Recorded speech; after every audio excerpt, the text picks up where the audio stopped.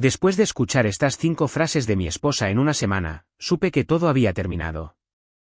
Así que preparé una pequeña sorpresa para asegurarme de que ella también se diera cuenta. Su respuesta lo dijo todo. 5 frases. Eso fue lo que se necesitó para terminar un matrimonio de 6 años. Para cuando llegó la noche del viernes, estaba sentado en la oficina de mi casa en nuestro departamento de lujo en Polanco, mirando la pantalla de mi portátil. Pero mi mente no estaba en el código que se suponía que debía revisar. Estaba repasando cada palabra calculada que había salido de la boca de mi esposa durante la última semana. Cada frase había sido pronunciada con una perfecta naturalidad, diseñada para herir profundamente mientras mantenía una negación plausible. Pero en lugar de destrozarme como ella probablemente esperaba, hicieron algo completamente diferente. Me despertaron. El lunes por la mañana comenzó como cualquier otro día de octubre en la Ciudad de México. Estaba preparando café en nuestra cocina cuando Sofía entró, ya vestida para el trabajo con una de esas elegantes combinaciones de saco y pantalón de vestir que usaba para impresionar a sus clientes de bienes raíces de lujo.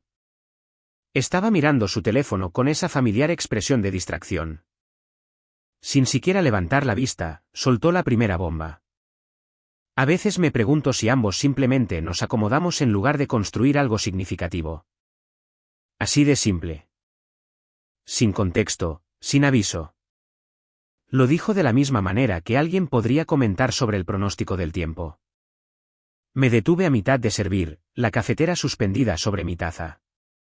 La miré y le pregunté a qué se refería. Finalmente levantó la vista de su teléfono, se encogió de hombros y dijo, nada, solo pensaba en voz alta. Olvida que dije algo. Pero no lo olvidé. ¿Cómo podría?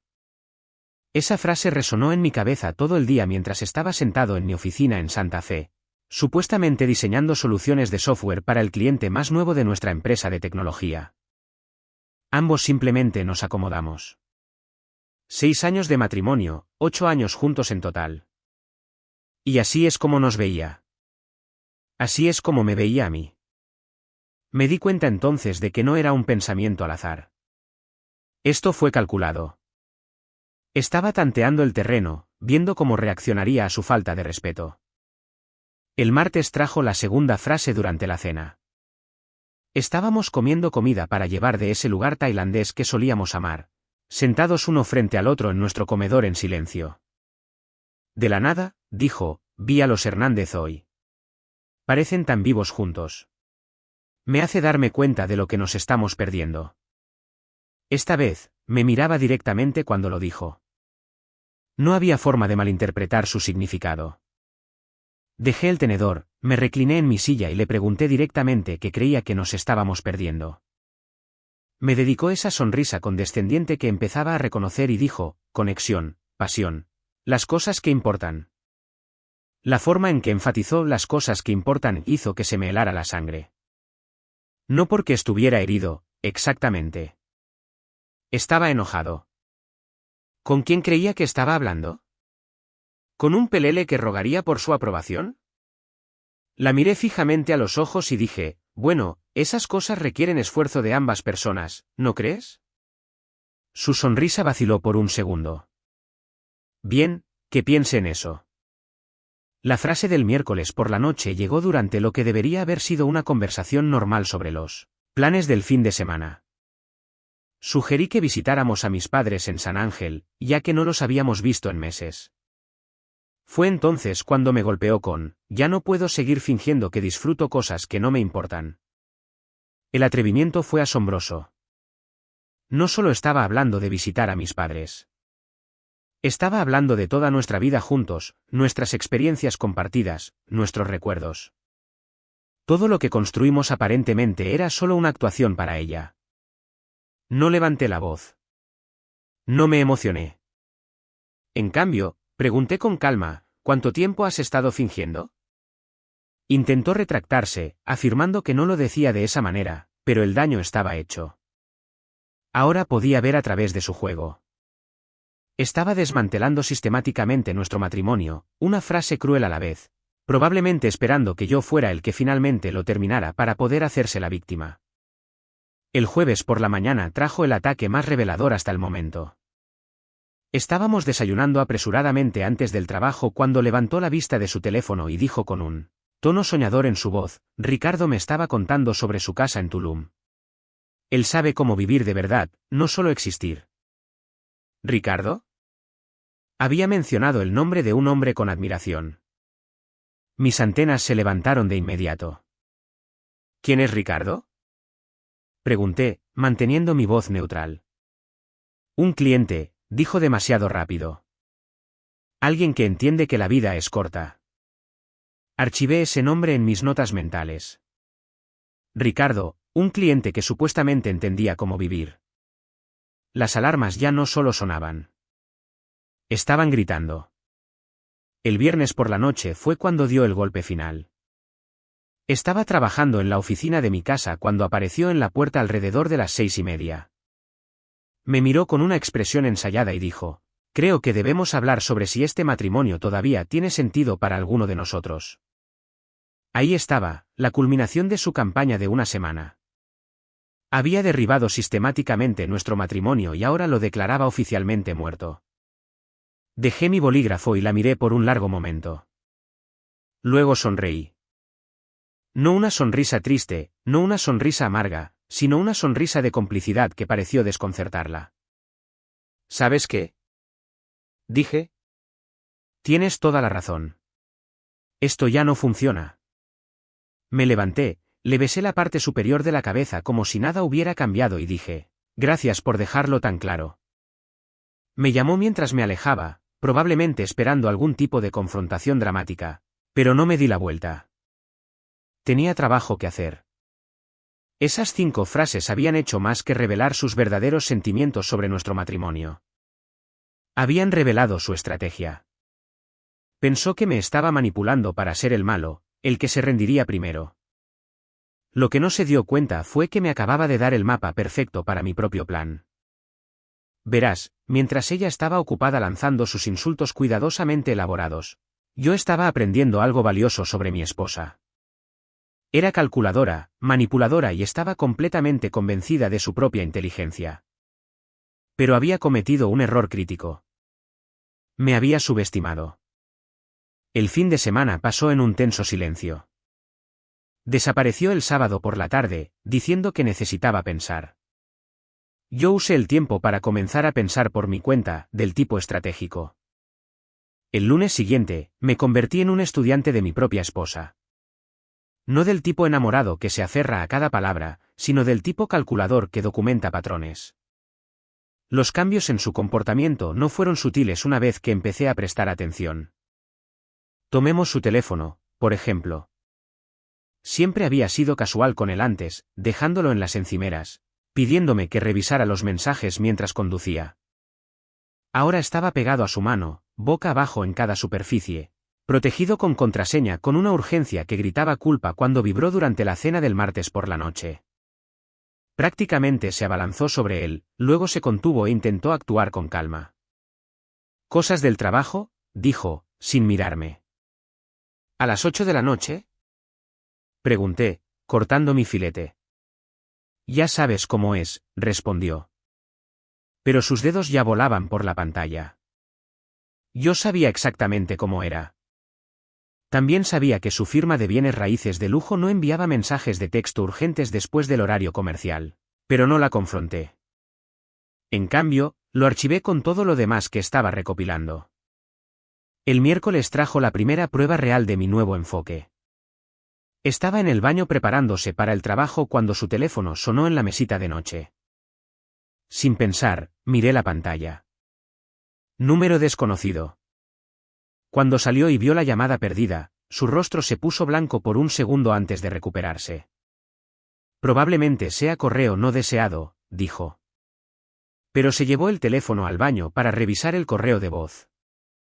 Cuando volvió a salir, yo estaba sentado en la cama, completamente vestido, observándola con una leve diversión. ¿Todo bien?, pregunté con falsa preocupación. Bien, espetó, luego se contuvo.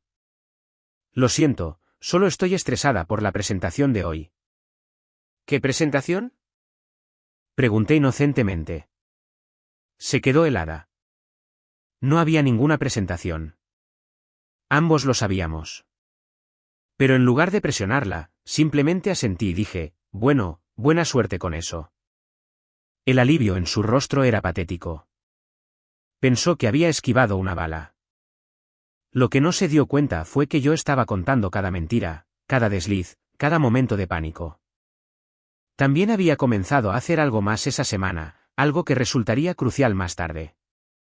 Siempre habíamos compartido nuestras ubicaciones en Buscar mi teléfono, una medida de seguridad desde que nos mudamos a la ciudad, y yo había configurado copias de seguridad automáticas en la nube en nuestro ordenador compartido de casa. Hacía años. Ella nunca se había molestado en comprobar que se estaba respaldando. Sus fotos comenzaron a sincronizarse automáticamente, incluidas las que tomó pero nunca me envió. Esa misma noche, mientras ella supuestamente trabajaba hasta tarde, revisé esas fotos respaldadas. Lo que encontré me heló la sangre, luego me la calentó y luego me la volvió a helar. Selfies en lencería cara que nunca había visto. Fotos con fecha del jueves pasado cuando había afirmado estar trabajando hasta tarde. Capturas de pantalla de mensajes de texto que decían cosas como, no puedo esperar a verte mañana. Firmados con una sola letra, R. Ricardo, su cliente que sabía cómo vivir de verdad. Descargué todo en una carpeta segura. Cada foto, cada captura de pantalla de texto, cada pieza de evidencia de su traición. Para el jueves, las llamadas telefónicas ocurrían regularmente. Siempre cuando pensaba que no estaba prestando atención, siempre requiriendo que saliera de la habitación.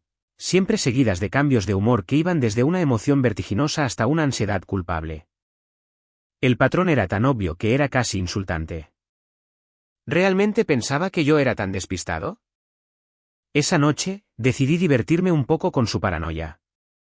Estaba en el sofá enviando mensajes de texto furiosamente cuando me acerqué y me senté justo a su lado. Lo suficientemente cerca como para ver la pantalla si quisiera. Inmediatamente inclinó el teléfono y dejó de escribir. No dejes que te interrumpa, dije, acomodándome en los cojines. Parecías muy concentrada en lo que sea que estuvieras escribiendo. No es nada importante, dijo, pero sus manos temblaban ligeramente. Debe ser bastante interesante ese nada, respondí. Has estado mirando esa pantalla durante 20 minutos. Me miró entonces, tratando de leer mi expresión. ¿Estaba sospechando?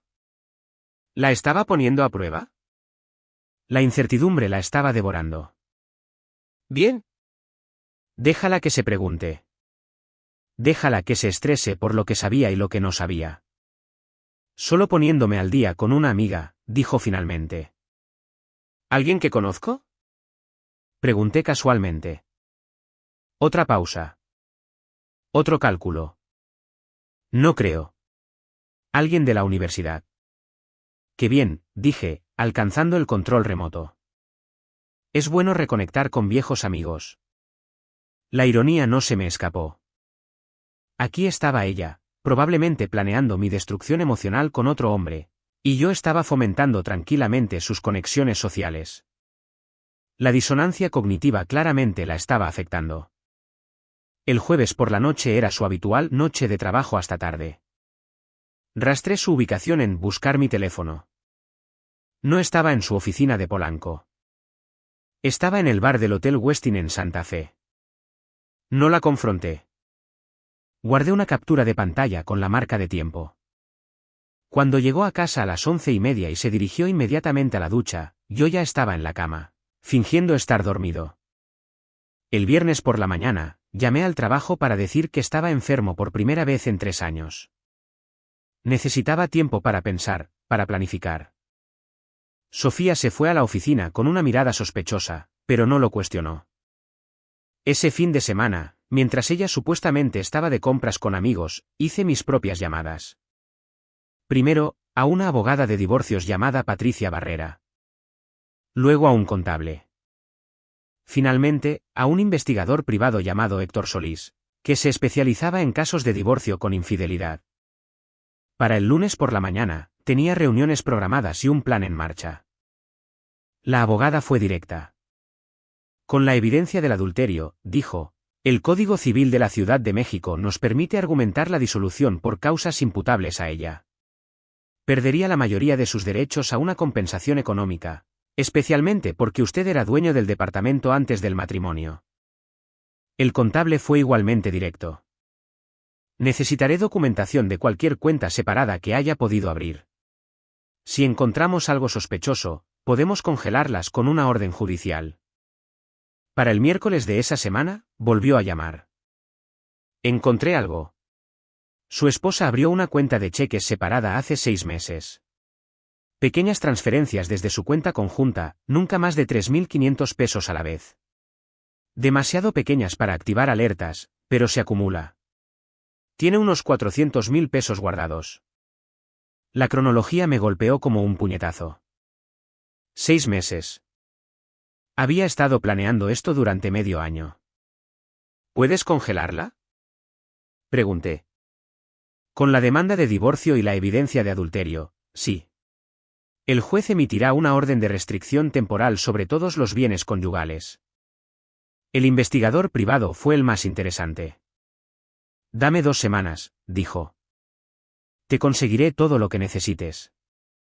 Le proporcioné todo lo que tenía hasta el momento, las fotos respaldadas, los datos de ubicación, el nombre de Ricardo Montes. Ricardo Montes, repitió, escribiéndolo. Lo investigaré.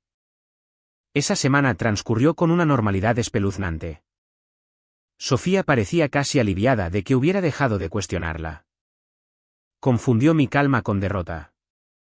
El martes por la tarde de esa tercera semana, salí temprano del trabajo. Le dije a Sofía que tenía una reunión con un cliente que se canceló. En lugar de ir a la oficina, fui a casa. El Porsche Cayenne de Ricardo estaba estacionado en nuestra calle. Plateado, llamativo, exactamente el tipo de coche que conduciría un hombre que intenta demostrar algo. No estacioné en el garaje. Estacioné calle abajo y regresé caminando en silencio. Entré por la puerta trasera, como hacía a veces cuando llevaba las compras. Pude oír voces arriba, en nuestro dormitorio. Voces íntimas que no tenían nada que hacer en mi casa. En lugar de subir corriendo como un marido indignado de cliché, hice lo que siempre hago. Pensé estratégicamente. Saqué mi teléfono y comencé a grabar audio. La ley en México me permite grabar en mi propia casa. Luego me posicioné en el pasillo cerca de la puerta del dormitorio, que estaba ligeramente entreabierta, y escuché. En realidad, me está facilitando las cosas más de lo que pensaba, dijo la voz de Sofía. La terapia fue brillante. Estoy estableciendo el historial de que lo intenté. ¿Cuándo se lo dirás? Una voz masculina. Más grave, segura. Ricardo.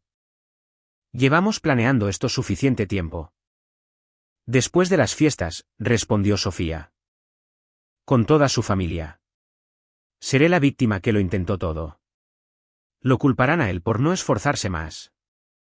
¿Y el departamento?, preguntó Ricardo. La ley de la Ciudad de México contempla una compensación, dijo Sofía. Pude oír la sonrisa en su voz. Conseguiré una buena parte de todo. Solo el departamento vale 40 millones de pesos ahora. Él lo compró por 14 millones antes de que nos conociéramos. Chica lista, dijo Ricardo. Mi abogado dice que con la documentación de la terapia y tu evidencia de su indisponibilidad emocional, podrías obtener una gran compensación. La cuenta secreta fue idea tuya, dijo Sofía. Cuando estemos juntos, quiero asegurarme de que estoy contribuyendo por igual. Ricardo se rió. Cariño, no necesitas contribuir. Solo necesitas lucir hermosa y estar libre de peso muerto. No puedo creer que desperdicié 6 años, dijo Sofía. Pero al menos me están pagando por ello. Dejé de grabar. Había oído suficiente. Salí de la casa tan silenciosamente como había entrado y me senté en mi coche durante 10 minutos, procesando lo que acababa de aprender. No solo se iba. No solo estaba teniendo una aventura. Estaba montando una estafa. Y acababa de decirlo todo en voz alta en una grabación en mi casa. No volví a entrar. Conduje hasta la oficina de mi abogada y le puse la grabación. Patricia Barrera escuchó con una expresión sombría. Cuando terminó, me miró y dijo, esto lo cambia todo. Con esta evidencia, podemos solicitar un divorcio incausado, pero con estas pruebas, ella no obtendrá la compensación que busca. No se quedará con el departamento. No obtendrá la mitad de nada. Tendrá suerte si se queda con su coche. Bien, dije. ¿Qué más necesitamos? El informe del investigador privado, dijo. Y tenemos que movernos rápido. Durante las siguientes 2 semanas, interpreté mi papel a la perfección. Acepté la sugerencia de Sofía de ir a terapia de pareja, tal como ella lo había planeado. Asistimos a nuestra primera sesión el jueves siguiente con la doctora Elena Herrera, una terapeuta sin rodeos que Sofía había seleccionado cuidadosamente. Sofía actuó maravillosamente. Habló de nuestra creciente distancia, de sentirse poco apreciada, de sus esfuerzos por salvar el matrimonio. La doctora Herrera tomó notas, haciendo preguntas incisivas. Alejandro, ¿cómo responde a las preocupaciones de Sofía sobre la disponibilidad emocional? Creo que tiene razón, dije con calma. He estado centrado en el trabajo. No he estado presente. Quiero trabajar en eso. La cara de Sofía mostró confusión. Esperaba que yo discutiera, que me defendiera. En cambio, estaba de acuerdo con cada crítica. Después de la segunda sesión, pude ver cómo crecía su frustración. Para la tercera sesión, la doctora Herrera hacía preguntas diferentes. Sofía mencionó la falta de esfuerzo de su esposo, pero él parece bastante comprometido en este proceso. ¿Puede dar ejemplos específicos de lo que le gustaría que cambiara? Sofía titubeó. No se había preparado para una reconciliación real. 2 semanas después de haberlo contratado, Héctor Solís entregó su informe completo. Nos reunimos en una cafetería en La Condesa. Deslizó una gruesa carpeta sobre la mesa. Ricardo Montes, 41 años, divorciado 2 veces, comenzó. Ambos divorcios siguieron el mismo patrón. Se enfoca en mujeres casadas con activos, las enamora durante sus divorcios, sale con ellas brevemente después y luego sigue adelante. El informe lo incluía todo, fotos de Ricardo y Sofía en un restaurante de lujo en Polanco cogidos de la mano, besándose fuera de su condominio en una torre en Santa Fe, todo documentado con marcas de tiempo. Sus 2 primeras exesposas están dispuestas a dar declaraciones, continuó Héctor. Quieren advertir a su esposa, pero les dije que esperaran. Yo sí quiero, dije. ¿Puede tenerlas disponibles el próximo sábado por la mañana? Hay algo que necesito que presencien. Durante nuestra cuarta y última sesión de terapia, 3 días antes de la revelación, la doctora Herrera dijo algo que incomodó visiblemente a Sofía. He notado algunas inconsistencias en sus narrativas. Sofía, usted dice que quiere salvar este matrimonio, pero sus respuestas sugieren lo contrario. Esa noche, mientras conducíamos a casa en silencio, supe que la terapia había cumplido su propósito. La doctora Herrera había visto a través de la actuación de Sofía. 3 días después, el viernes por la noche, decidí que era hora de hacerle saber a Sofía que yo sabía. Esa noche, Sofía intentó una última manipulación. Cocinó mi cena favorita. Se puso un vestido que le compré para nuestro aniversario e intentó recrear alguna versión de felicidad conyugal. He estado pensando en lo que dijiste, comenzó durante el postre. Sobre que estamos rotos. Creo que tal vez podamos arreglarlo. ¿Podemos? Pregunté, cortando mi filete. Podríamos ir a terapia, trabajar en nuestra comunicación, tal vez tomar unas vacaciones juntos. La miré a través de la mesa, a esta mujer que había estado destruyendo sistemáticamente nuestro matrimonio mientras planeaba su estrategia de salida. Es una propuesta interesante, dije. Pero tengo una idea mejor. ¿Cuál? Preguntó esperanzada. ¿Qué tal si en lugar de fingir que podemos arreglar algo que ya has destruido, simplemente avanzamos para terminarlo honestamente? Su rostro palideció. No entiendo. Creo que sí, dije, sacando mi teléfono. La pregunta es si quieres hacer esto por las buenas o por las malas. Le mostré una foto, solo una, ella y Ricardo besándose fuera de su edificio. Miró fijamente la imagen, luego me miró a mí con una mezcla de miedo y desafío. ¿Cuánto tiempo hace que lo sabes?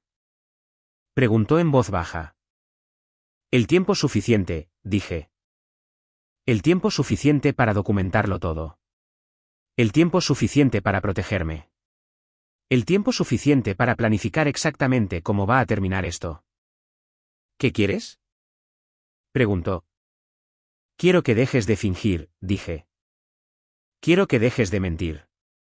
Y quiero que entiendas que tu plan para destruirme mientras te hacías la víctima acaba de fracasar estrepitosamente. Intentó llorar entonces, intentó hacer el papel de la esposa arrepentida. Pero las lágrimas de cocodrilo no funcionan con alguien que te ha oído planear su destrucción. Ahórratelo, dije con calma. Ambos sabemos que esto no es remordimiento. Esto es pánico. No te arrepientes de haberlo hecho. Te arrepientes de que te hayan pillado. Eso no es verdad, susurró. ¿No lo es? Pregunté. Porque tengo grabaciones que sugieren lo contrario. Horas de ellas. Tú planeando mi caída, elaborando estrategias para convertirme en el villano, calculando cómo robar la mitad de mis activos. La revelación la golpeó como un golpe físico. Tenía pruebas de la conspiración. Evidencia de premeditación. Todo lo necesario para destruir su narrativa. ¿Qué pasa ahora? Preguntó, su voz apenas audible. Mañana por la mañana, vas a recibir una sorpresa muy especial, dije, poniéndome de pie. Y a diferencia de tus semanas de tortura psicológica, mi sorpresa va a ser rápida, devastadora y completamente final. Duerme bien, Sofía. La dejé sentada en la mesa del comedor, probablemente tratando de averiguar qué sabía y en qué lío se había metido. Me fui a la cama temprano. Necesitaba descansar para lo que venía. El sábado por la mañana temprano, mientras Sofía todavía dormía para recuperarse del shock de la noche anterior, hice los preparativos finales. Durante la última semana, había invitado cuidadosamente a todos los que importaban. Mis padres pensaban que íbamos a anunciar algo importante sobre nuestro matrimonio. Simplemente no sabían qué. Los padres de Sofía recibieron la misma vaga invitación. Nuestros amigos, mi hermano, la hermana de Sofía, Jessica, a todos se les había dicho que esto era importante. También había llamado a la doctora Herrera a principios de semana. La necesito allí como testigo profesional, le dije. Sofía ha estado usando nuestras sesiones de terapia para construir una narrativa falsa. El sábado por la mañana, la verdad saldrá a la luz. Había aceptado a regañadientes, sospechando claramente que Sofía había estado manipulando el proceso. Patricia Barrera estaría allí con los papeles ya presentados, y yo había coordinado con un actuario judicial para que apareciera exactamente a las 10:15. Todo estaba listo. A la mañana siguiente, sábado 20 de noviembre, me desperté con la claridad de un hombre que finalmente había dejado de fingir. Mientras Sofía estaba en la ducha, le envié un mensaje de texto. Mis padres quieren vernos en el Parque México a las 10. Tienen algo de lo que quieren hablarnos. Salió del baño con aspecto confundido. ¿De qué se trata esto? No lo sé, mentí con suavidad. Solo dijeron que era importante. Algo sobre asuntos familiares. Aceptó a regañadientes, probablemente pensando que era un asunto familiar normal. No tenía idea de lo que le esperaba. Llegamos al Parque México justo antes de las 10. Había reservado un área cerca del foro, el tipo de permiso que cualquiera puede solicitar para una reunión familiar. Mientras nos acercábamos, Sofía vio a la multitud reunida y se detuvo. «Alejandro, ¿qué es esto?» Nuestras dos familias estaban allí. Mis padres, Patricia y Roberto, mi hermano, Miguel, sus padres, Margarita y Ricardo Garza, su hermana, Jessica, 3 parejas con las que hemos sido amigos durante años. Y algunas personas que no reconoció, la doctora Elena Herrera, nuestra terapeuta de pareja, Patricia Barrera, mi abogada, y Héctor Solís, el investigador privado. ¿Qué está pasando?, preguntó Sofía, su voz subiendo de tono con pánico.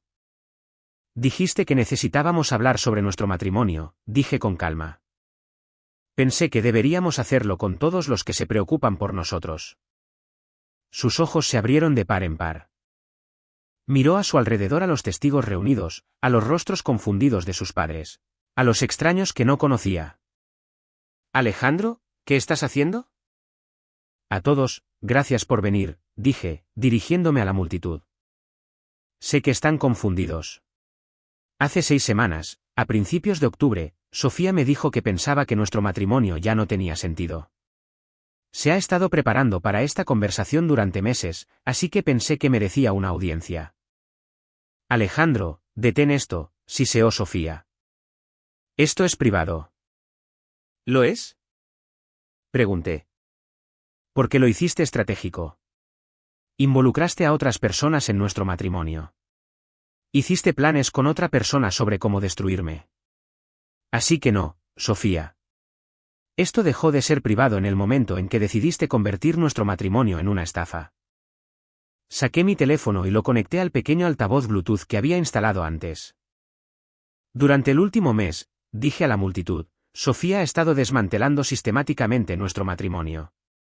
5 frases específicas pronunciadas durante una semana en octubre, cada una diseñada para hacerme sentir inadecuado. Me gustaría que las escucharan». Puse las grabaciones. Su voz, aislada y clara, pronunciando cada frase hiriente. La multitud escuchó en un silencio atónito. A veces me pregunto si ambos simplemente nos acomodamos en lugar de construir algo significativo. Vi a los Hernández hoy. Parecen tan vivos juntos. Me hace darme cuenta de lo que nos estamos perdiendo.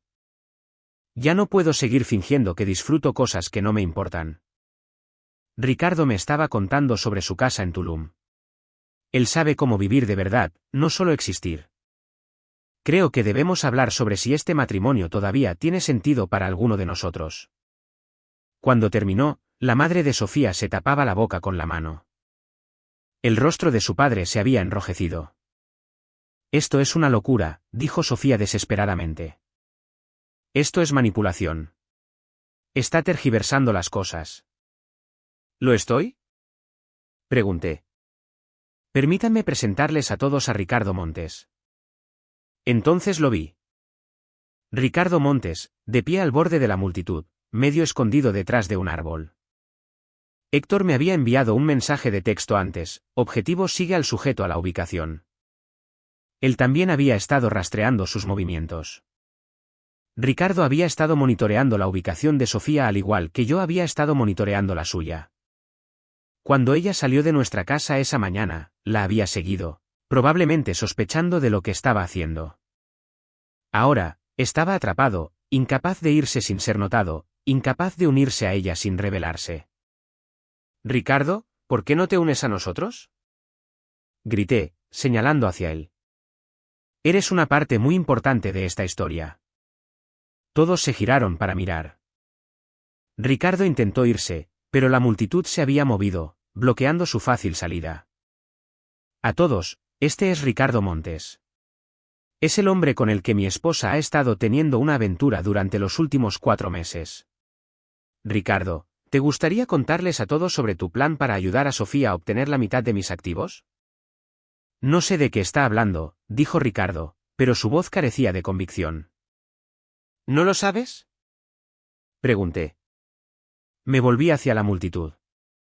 Permítanme ponerles otra grabación. Esta es de hace unas semanas, a mediados de octubre, en nuestro dormitorio, nuestro hogar conyugal, mientras yo supuestamente estaba en el trabajo. Puse la grabación. La voz de Sofía planeando mi destrucción. La voz de Ricardo alentando su manipulación. Sus voces conspirando juntas.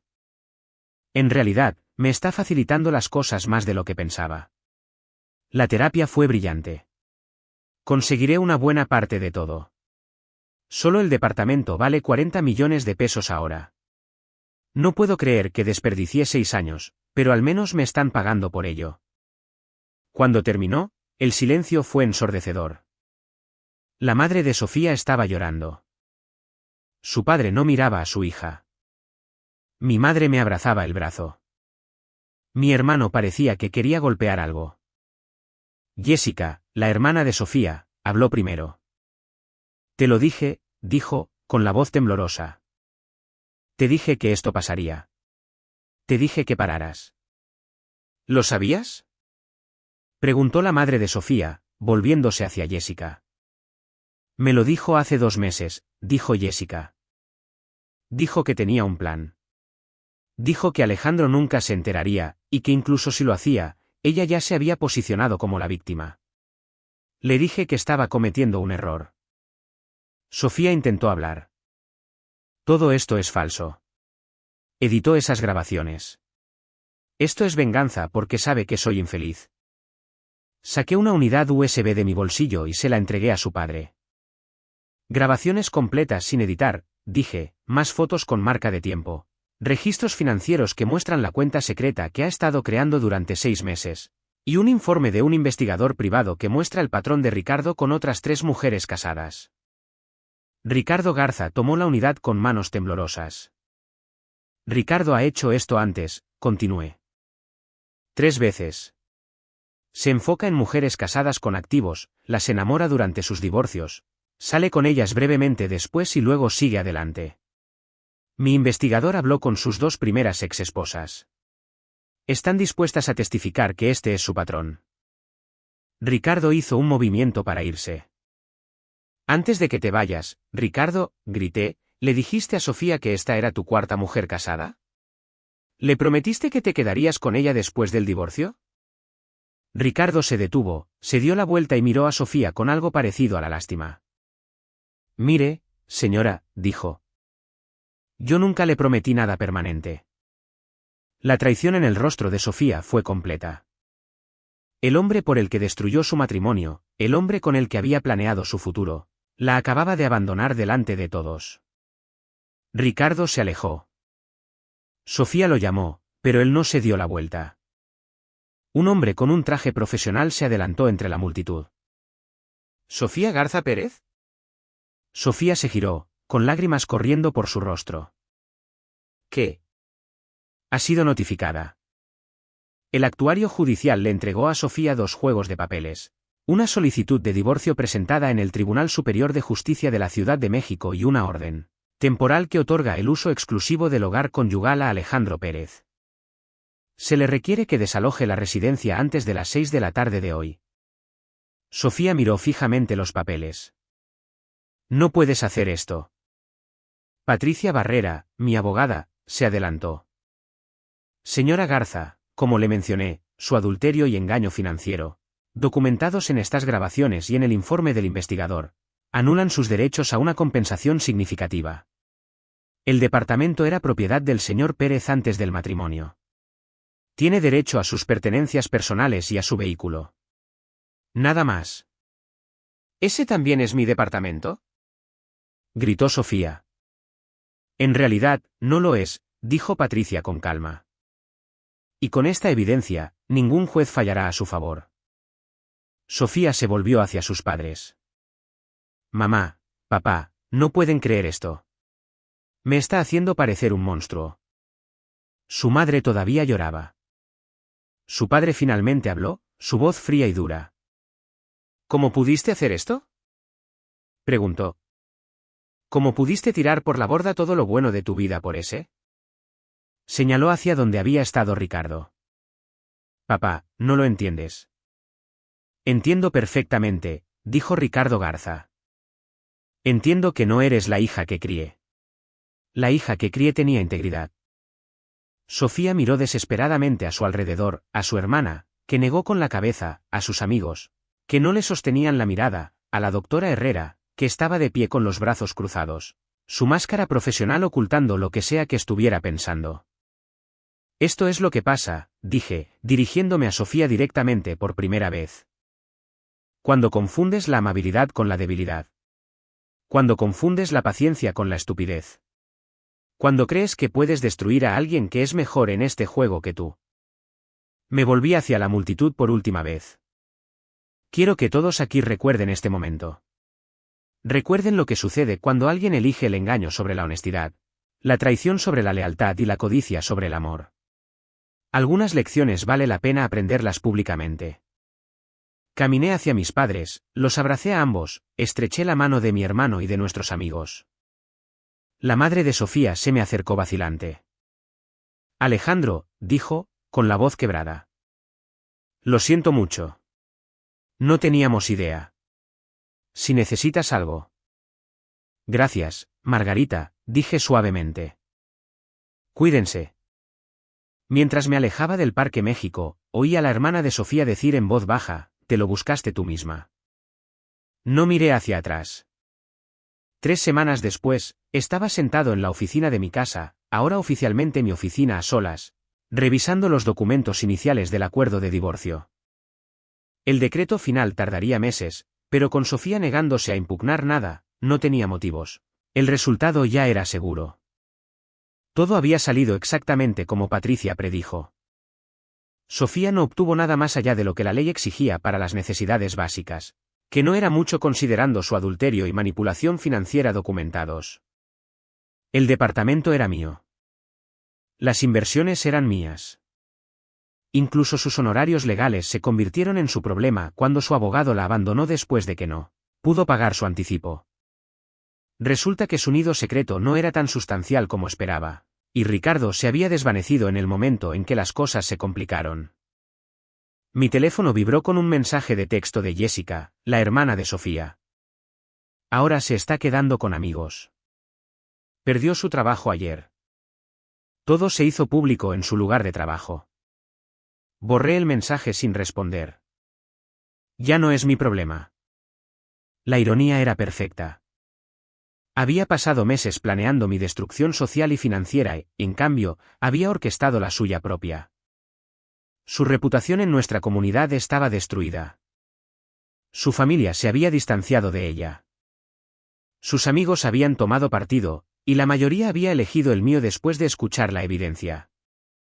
Pero la mejor parte no fue su caída. La mejor parte fue descubrir quién era yo realmente cuando me llevaron al límite. Durante 6 años, había sido el esposo complaciente, el compañero paciente, el hombre que evitaba el conflicto por el bien de la paz. Pensé que eso me convertía en una buena persona. Lo que aprendí fue que solo me convertía en un objetivo. Un golpe en mi puerta interrumpió mis pensamientos. La abrí y encontré a Elena Flores, nuestra vecina de 3 casas más allá, sosteniendo una fuente con comida. Pensé que tal vez querrías una comida casera, dijo con una cálida sonrisa. Sé que has pasado por mucho últimamente. Es muy amable de tu parte, dije, aceptando la fuente. ¿Te gustaría entrar a tomar un café? Me encantaría, dijo.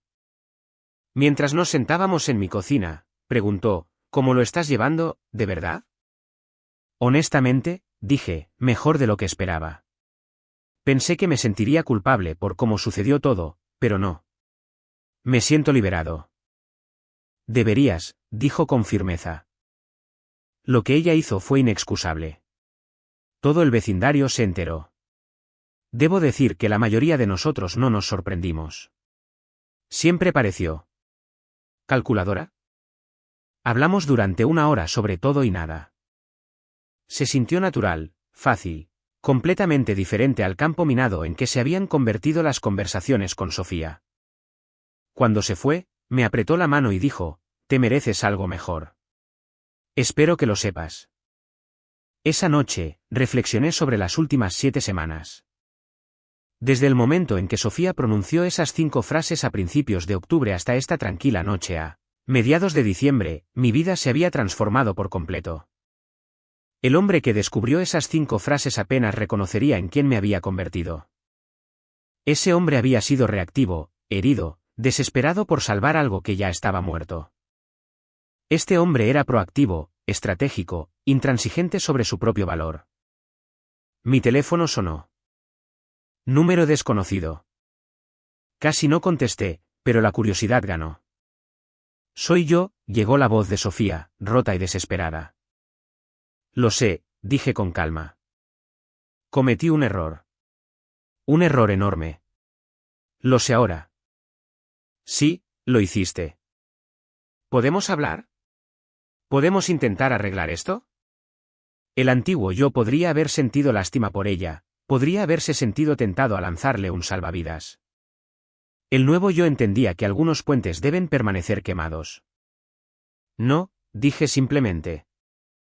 Por favor, dijo. No tengo a dónde ir. Lo perdí todo. No perdiste todo, la corregí. Lo tiraste. Hay una diferencia. Te amo, dijo desesperadamente. No, no me amas, respondí sin emoción. Amas la seguridad que te proporcioné, el estilo de vida que te permití, la red de seguridad que representé, pero nunca me amaste. Si lo hubieras hecho, no habrías sido capaz de lo que hiciste. Eso no es verdad, sollozó. Es verdad, dije. Y ambos lo sabemos. Tomaste tu decisión cuando decidiste que yo era desechable. Ahora tienes que vivir con las consecuencias de esa elección. Eres diferente, dijo. Y por primera vez en la conversación, tenía razón en algo. Sí, lo soy, confirmé. Soy mejor. Colgué y bloqueé su número. 6 meses después de la revelación, estaba saliendo oficialmente con alguien nuevo. Se llamaba Olivia, y era una arquitecta que había conocido 3 meses antes en el Museo de Arte Moderno en una tarde de sábado cualquiera. Habíamos comenzado con un café, luego una cena, tomándolo con calma. Para finales de la primavera, se sintió correcto llamarlo oficial. Ella apreciaba mi franqueza, mi falta de voluntad para jugar, mi comunicación clara sobre límites y expectativas. Había aprendido que el respeto no es algo que puedas negociar o rogar. Es algo que exiges a través de tus acciones y mantienes a través de tus estándares. Mi abogada me informó que Ricardo había pasado a su próximo objetivo, tal como se predijo. Sofía intentó contactarme a través de amigos en común, a través de las redes sociales, incluso a través de la oficina de Patricia. Cada intento fue recibido con la misma respuesta: silencio. Algunas personas merecen segundas oportunidades. Algunas personas merecen enfrentar las consecuencias completas de sus elecciones. Las 5 frases que terminaron mi matrimonio me habían enseñado algo invaluable. Cuando alguien te muestra quién es realmente, créelo a la primera. Cuando alguien trata tu amor como un arma para usar en tu contra, desármalo quitándoselo. Cuando alguien apuesta en tu contra, asegúrate de que lo pierda todo. Había aprendido que ser un buen hombre no significa ser un hombre débil. Que ser amable no significa ser un pelele. Que amar a alguien no significa aceptar su falta de respeto. Lo más importante, había aprendido que algunos finales no son tragedias. A veces son exactamente lo que necesitas para convertirte en la persona que siempre debiste ser. Estaba sentado en un café en la Roma Norte una mañana de primavera cuando Olivia me envió un mensaje de texto. ¿Seguimos en pie para la cena de esta noche? Sonreí y respondí, absolutamente. Mientras miraba el horizonte de la Ciudad de México, la ciudad donde había construido mi vida y defendido mi valor, me di cuenta de algo simple pero profundo.